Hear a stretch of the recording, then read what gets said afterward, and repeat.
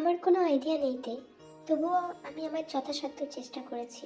আমার মা, বোন, ভাই, দাদা কেউই নেই।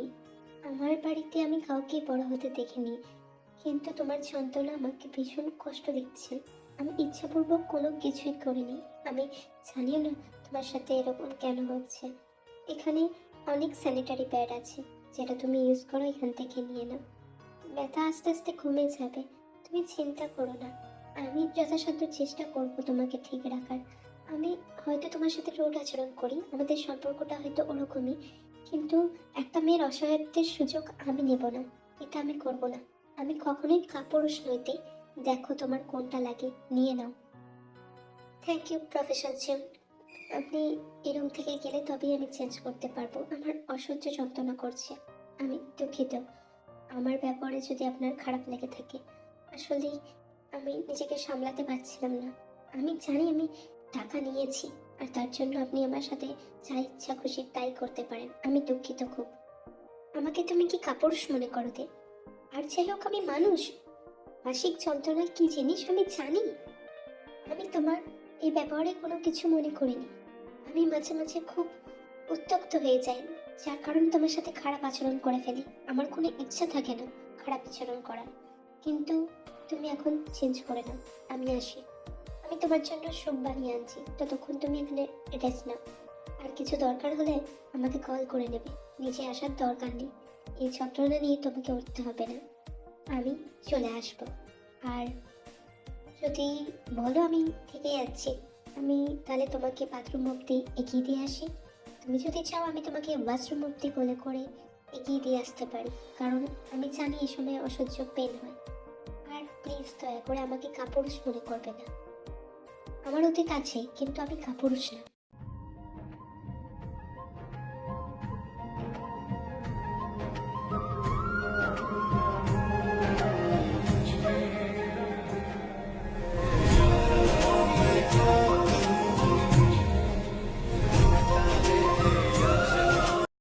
আমি দুঃখিত, কিন্তু এই সময় গরম তাপ পেটে পেলে খুব ভালো লাগে। নিজের পেটে ভীষণ যন্ত্রণা হয়, তাই আপনার হাত আমি এভাবে কিছু মনে করবেন না। আমি কলেজে যাচ্ছি, তুমি নিজের যত্ন নিও। আমি সেরম হলে জিমিনকে বলে দেবো আমাদের এখানে আসার জন্য।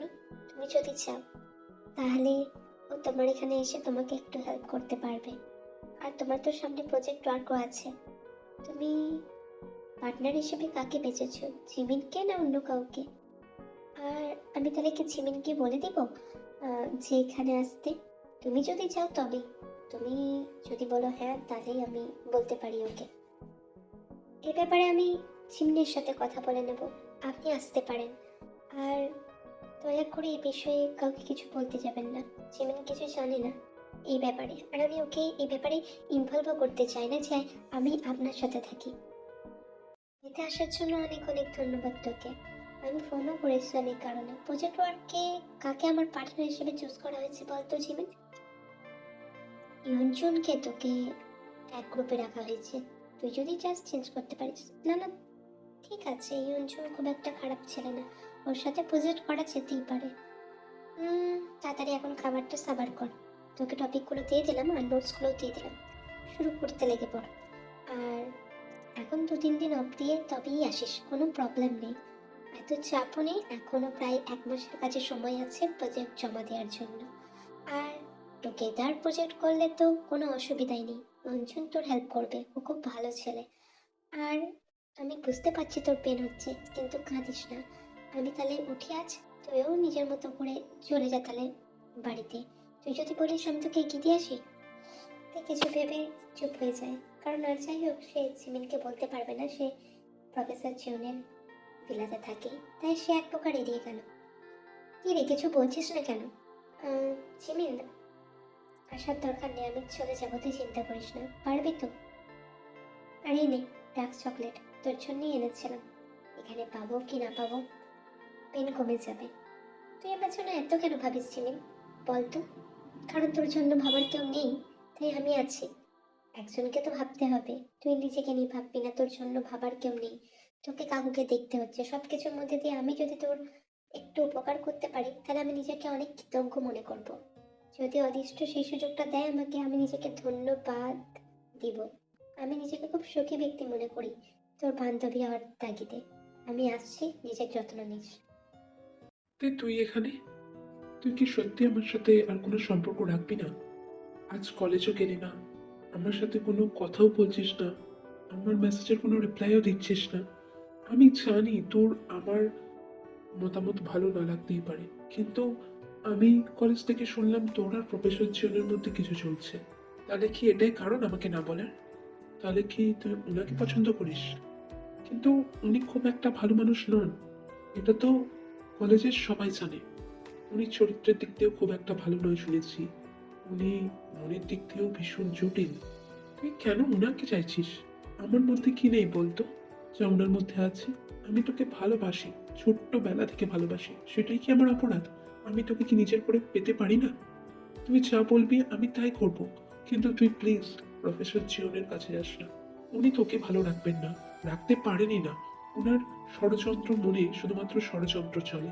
উনি কাউকে ভালো চোখে দেখেনি না। আর তুই শেষমেশ ওনার প্রেমে পড়লি? আমি তো ভাবতেও পারিনি। অবশ্য তুই যতক্ষণ না মুখ থেকে কিছু বলছিস ততক্ষণ তো আমি বুঝতেও পারবো না। আর তুই আমায় ভালোবাসবি না কোনোদিন?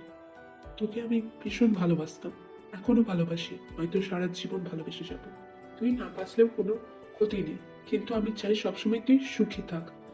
তুই যদি এরকম একটা মানুষকে জীবন সঙ্গী হিসেবে বাঁচিস, তাহলে তো তুইও ভালো থাকবি না।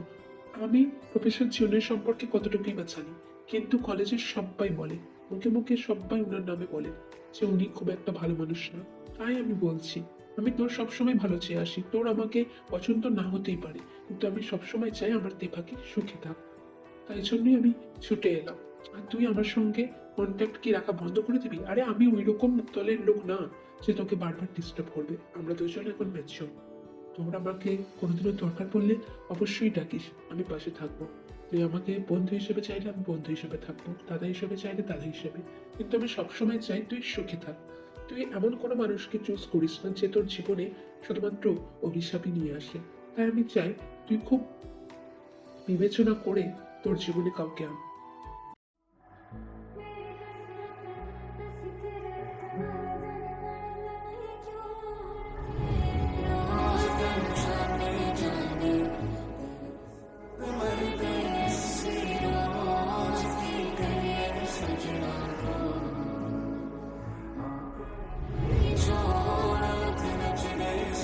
আমি খুব নোংরা একটা মেয়ে হবি ভাইয়া। আমি ভালো না, আমি ভালো হচ্ছিলাম না কোনোদিনই। আমি কলঙ্কিত। আপনি আমার কাছে আসবেন না। আপনি অনেক পবিত্র। আমি নোংরা, ভীষণ নোংরা একটা মেয়ে। তুই কখনোই আমার কাছে একটা নোংরা অপবিত্র মেয়ে ছিলি না। তুই আমার কাছে সবসময় পবিত্র। আর তোর জীবনে যদি কিছু অতীত থাকে, আমি সেসব মেনে নিতে রাজি আছি। কিন্তু তুই একবার হ্যাঁ বলে দে, আমি তোকে নিয়ে সারা জীবন খুশি থাকতে চাই। তুমি কেন বলো তো? তুমি কেন চাও আমাকে তোমার জীবনে? আমি সত্যি ভালো মেয়ে নয় হবিতা। ওসব বাদ দে। I think you get period, হ্যাঁ? তোকে দেখে মনে হচ্ছে তুই খুব উইক। তুই বাড়ি যা। যদি বলিস আমি এগিয়ে দিয়ে আসি, আর এসব নিয়ে কোনো কথা তুলবি না। আর গিয়ে আমাকে কিন্তু রিপ্লাই করবি। আমি তোর রিপ্লাইয়ের আশায় থাকবো। এভাবে আমাকে এড়িয়ে যাস না। আমি কোনো ভাইরাস না। তুই আমাকে না পছন্দই করতে পারিস, কিন্তু আমি সেই রকম ছেলেও নই যে তোকে জোরপূর্বক আমাকে ভালোবাসতে বাধ্য করবো। আমি তোকে সময় দিচ্ছি, তুই সময় নিয়ে ভেবে দেখ, তারপর আমাকে জানাস। সারা জীবন সময় নিই, কিন্তু তুই যদি আমারও না হোস তাতে কোনো সমস্যা নেই। আমি তোকে সারা জীবন ভালোবাসবো, বললাম না? তুই নিজেকে নিয়ে ভালো থাক। শুধুমাত্র তোর ভালো থাকাটাই আমার কাছে সবকিছু। তুই ভালো থাকলে আমিও ভালো থাকবো। তুই কি বুঝিস না?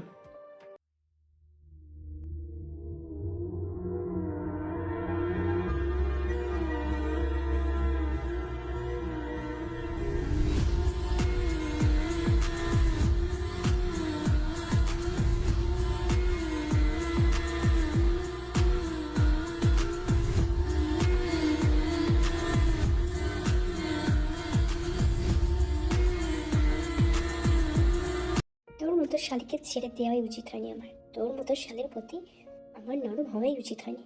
তোমরা ওই বিছানাতেই ভালো। জিওপের সামনে কিছু বলিনি, কারণ আমি চাই না আমার ইমেজটা খারাপ করতে। আমারও তো একটা নাম ডাক আছে ইউনিভার্সিটিতে।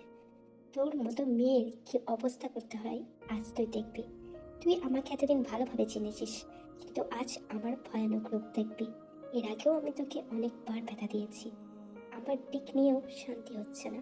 এখন অন্য পুরুষের দিকের দিকে হাত বাড়াচ্ছিস, তোর তো লজ্জা নেই। একটাকে নিয়ে তো তুই সুখে থাকতে পারিস না, তোর কটা পুরুষ চাই তে? বল না, তোর কটা পুরুষ চাই? তাহলে সব প্রফেসরদেরই ডেকে নি, সবার সাথেই শো, ভালো মার্কসও পাবে। কিন্তু নিশাকে তুই খারাপ করে বলেছিলি, কিন্তু তুইও তো কম চাস না। আমি ভাবলাম তুই বাড়িতে থাকবি, রেস্ট নিবি, কিন্তু তা না, তুই চলে এসেছিস ক্যাফেতে তোর আশিকের সাথে দেখা করতে, তার সাথে কথা বলতে, মজা করতে, ফুর্তি করতে, তাই না? এটা তো হবে না তে, এটা কখনোই হবে না। আচ্ছা আমি দেখিয়ে দেবো আমি কি করতে পারি। এই আমার দিক, তোর একদিন না যন্ত্রণার কারণ হয়েছে, তোর একদিন শেষ হওয়ার কারণ হয়েছে, আর আজকে তোকে ছাড়কার করে দেবে, পুরোপুরি ছাড়কার। আমি তোকে শেষ করে দিব। আমি যেটা মানা করি সেটাই তুই করিস, আদতেই তুই সেটা করে মজা পাস, তাই না? আমি এতবার মানা করা সত্ত্বেও তুই কেন? প্রফেসর, তুই ওর সাথে দেখা করতে গেছিস, খুব ভালো লেগেছে ওকে, তাই না? ভালোবেসে ফেলেছিস ওকে? বল না সালি, ভালোবেসে ফেলেছিস? আমিও দেখছি তুই কি করে ওকে ভালোবাসিস। আমি তোকে ছাড়কার করে দেবো। আর তুই কি করেই বাঁচাবি, কোন মুখ নিয়ে যাবি? তোর লজ্জা করে না? তুই তো এখন সতীত্ব হারিয়ে ফেলেছিস আমার কাছে, এরপরে অন্য পুরুষের সাথে মিশতে চাস, আদতেই মানতে হবে তে তুই কতটা নোংরা তার দেখেই বোঝা যায়। আবার তুই নাকি হ্যাঁ নিশার বিচার করিস। শোন, এসব তোর মুখে মানায় না। তুই আমার সাথে এখন আছিস, আমার ডিল অনুযায়ী তোকে থাকতে হবে এখানে। আমি তোকে এত সহজে ছেড়ে দেবো না তে, তুই আমার থেকে এত তাড়াতাড়ি মুক্তি পাবি না, তোর শেষ থেকেই ছাড়বো। আর আজকে তোকে রুমে নিয়ে গিয়ে কি করি তুইও দেখ। আমার ভিলায় ঢুকেছিস, আমার পারমিশন ছাড়া তুই আর এখান থেকে বেরোতে পারবি না। তোকে আমি আমার স্লিপ বানিয়ে রাখবো, তাও ভালো, কিন্তু অন্য পুরুষের কাছে যেতে দিব না। আনটিল আমাদের ডিলটা কমপ্লিট হচ্ছে তুই যেতে পারবি না। নাহলে তুই আমি পে করে দে না, তারপর তুই যা না সালি, যার কাছে যাবি যা, যার সাথে করার মনে হয় করগা। কিন্তু আমার সাথে ডিল চলাকালীন তুই অন্য কোনো পুরুষের সাথে করা তো দূর থাক, কথাও বলতে পারবি না। তোকে তো বারবার মানা করে দিয়েছিলাম, তারপরে তোর আসপর্দা কি করে হয়? হ্যাঁ বল। আপনি আমাকে ভুল বুঝছেন প্রফেসর জন, আমি জিমিনের কাছে গিয়েছিলাম, আমরা দুজন ক্যাফেতে ছিলাম এবং ও আমাকে নোট দিচ্ছিল, আমাদের প্রজেক্ট ওয়ার্কের ব্যাপারে কথা বলছিল। হঠাৎই জেহব ভাইয়া চলে এসেছিল, উনি আমার সাথে কথা বলতে চেয়েছিল। আমি ভদ্রতার খাতিরে শুধু কথাই বলেছি, এর থেকে বাইরে আর কিচ্ছু না। হ্যাঁ উনি আমার প্রতি ইন্টারেস্টেড, উনি চান আমি ওনার সাথে ভালোবাসি, ওনার সাথে থাকি, কিন্তু আমি কিছুই বলিনি এ ব্যাপারে। তোর কষ্টের আমি কুস্তি গেলাই সালি, তুই আমার কেউ হোস না, তুই আদতেই একটা বাজে মেয়ে, তুই এটা বারবার প্রমাণ করে দিস। আমার দিক তোর মধ্যে ঢুকিয়ে তোকে আজ এমন উত্তর দিব না, অন্য পুরুষের দিকে যেতে পারবি না। এতবার তো নিয়েছিস এই দিককে, তবু তোর শান্তি হয় না? হ্যাঁ তুই আর কত চাস? আমি তোমার উপর কতবার হিংস্রতা দেখিয়েছি, আর আজ হিংস্রতার চরম রূপ তুই দেখবি। তোর ব্লিডিং হোক আর নাই হোক, আই ডোন্ট ফাকিং কেয়ার। আমি তোর উপর আর মায়া বাড়াবো না, তোর সাথে আমি প্রতিদিন এই খেলায় মেতে উঠবো। তুই আসলে ভালোটা ডিসার্ভই করিস না। আহ, আহ, আহ। তুই দেখবি আমি কি জিনিস, তোকে শেষ করে দিব, পুরোপুরি শেষ। আজকে আমি আমার জিনিসকে তোর থেকে বার করবো না, ইন করেই শোবো আমি তোর মধ্যে। আমিও বোকা, আপনার মতো নরপিশাচকে ভালো মানুষ ভেবেছিলাম, কিন্তু আপনি তো ভালো নন।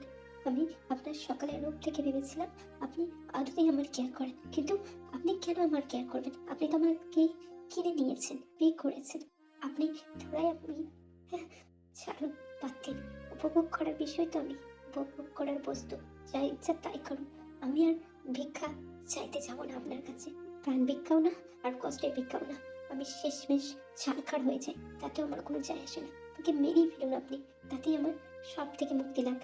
একবার বেঁচে গিয়েছে মানে বারবার বেঁচে যাবে এমনটা তো নয়। ওকে শেষ হতেই হবে, আর ওর ফ্যামিলিকেও। আর আমার ছেলে যদি আমার সাথে শত্রুতা করে, আমি ওকেও শেষ করে দিতে রাজি আছি।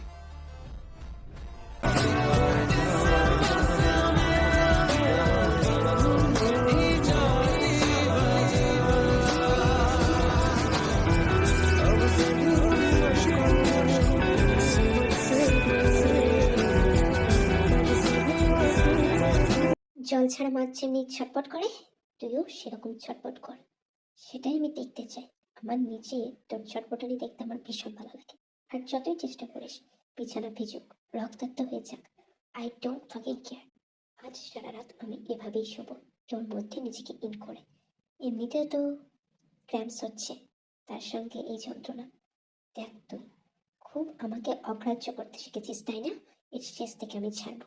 তুই আমার ভালো রূপ দেখেছিস, আর এখন থেকে আমি তোর সাথে একটুও নমনীয়তা দেখাবো না, একটু ভালো ব্যবহার করবো না। তুই শুধু কষ্ট পাওয়ারই যোগ্য। তোর সাথে আর কোনোদিনও ভালো হবে না। এই জীবন চাঙ্কুক তোর সাথে আর কোনোদিনও ভালো করবে না। আর কিছুদিনের অপেক্ষা, তারপর ওর ফ্যামিলিকে আমি শেষ করে দিব, পুরোপুরি শেষ। আমি তো এটাও জানতাম না যে চাঙ্গুকও বেঁচে গিয়েছে। ওর ফ্যামিলি মরে গেলেও ও বেঁচে গিয়েছে, ওকেও শেষ করে দেবো আমি।